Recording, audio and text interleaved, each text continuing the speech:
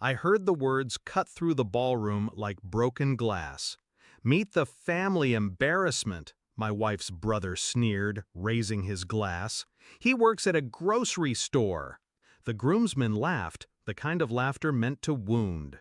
My wife didn't correct him. She didn't even flinch. I smiled, the kind of smile that hides a storm. Then I turned and walked away. That's when the best man, a broad-shouldered man in a sharp black suit, approached me quietly. "Mr. Anderson," he said, lowering his voice, "I'm your head of security. Shall we leave?" The room went silent around me. His words hung there like smoke, and for the first time, the laughter died. Flashback, the setup. I met Claire, my wife, when I was building everything from scratch. She loved the simple version of me, the man who lived on coffee, spreadsheets, and late nights. Or at least, I thought she did. Back then, her family tolerated me. Her brother, James, was the loudest critic. He called me a dreamer, a wannabe businessman, unworthy of his sister. He wore his arrogance like a tuxedo, tailored, polished, suffocating.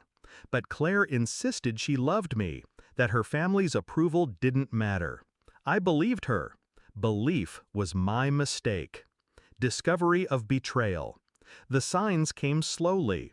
Claire stopped asking about my projects. She rolled her eyes when I missed dinners for work. When my company began scaling, she didn't celebrate. She complained about my secrets. Secrets? No. Plans, calculations, risk after risk, lined up like dominoes, waiting to fall into fortune. Then I overheard her one night on the phone with James. Her voice was sharp, mocking. "He still thinks he's building something, but let's be honest, he's just a grocery store manager with delusions." The truth hit me harder than any punch. She had been laughing with them all along. Shift in mindset. That night, I stopped being her husband. I became her judge. I didn't argue. I didn't confront. I did what I do best: strategized. I buried myself deeper in my work, in acquisitions, in partnerships. The world thought I was a ghost, a quiet figure drifting through business circles. But ghosts move silently for a reason. They haunt, then they strike. Claire thought I was fading. James thought I was failing. Both of them stopped looking closely. That was their mistake. Execution of the plan. I diversified. Logistics, retail, tech. Silent stakes in companies James bragged about knowing nothing of. Every insult fueled me. Every smirk financed another deal.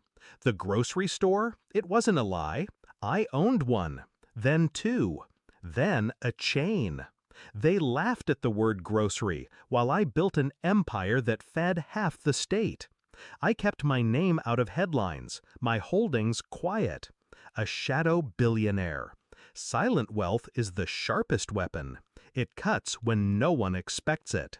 The wedding invitation arrived like a challenge, a chance to step into their spotlight, wearing the mask they gave me. A mask I would shatter. Climax, the wedding.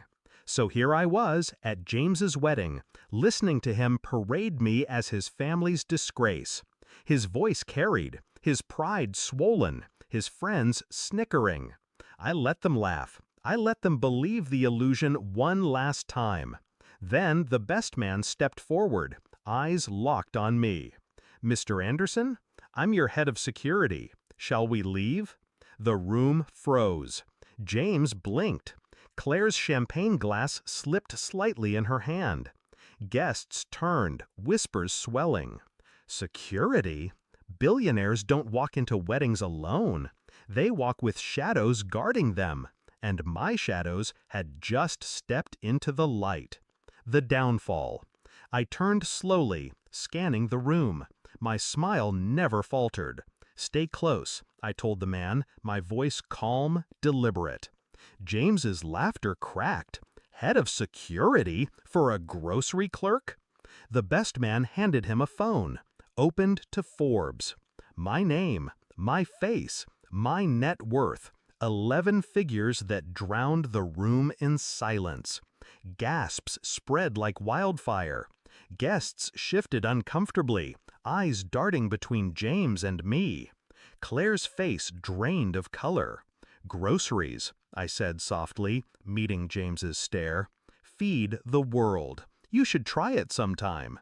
His jaw tightened. He had no words. Claire's eyes burned with something between regret and fear. I'd seen that look before, from competitors who realized too late that I'd already won. Resolution. I left the wedding without finishing my drink. My security closed ranks around me as the whispers followed. Behind me, I could hear Claire calling my name, her voice trembling now, stripped of arrogance. But I didn't turn back. She had chosen her side long ago. Walking out into the night, I felt no anger, no heartbreak, just clarity. They had called me the family embarrassment. Now I was the family reckoning.